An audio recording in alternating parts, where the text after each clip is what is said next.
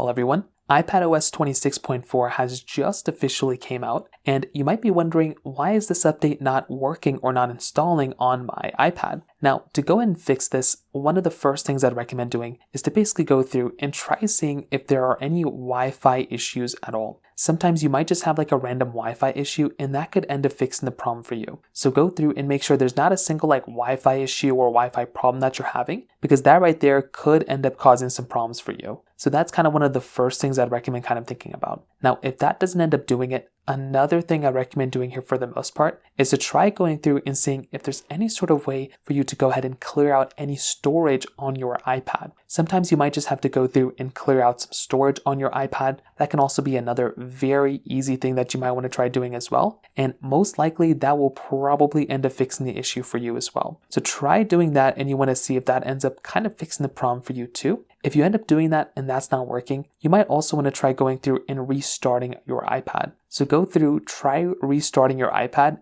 and once again, you want to see if that ends up fixing the problem for you as well. If that still doesn't work, again, I would recommend trying to plug in your iPad to your Mac or your computer, and you want to see if that ends up fixing the problem for you too. So those are kind of the main ways to go and do it. If you have any other thoughts or questions, please let me know in the comment section below. Hit the like button, that would mean so much, but definitely hit that subscribe button. More importantly than everything else, I love every single one of you guys. Hopefully I'll catch you guys in the next video. Peace out till then.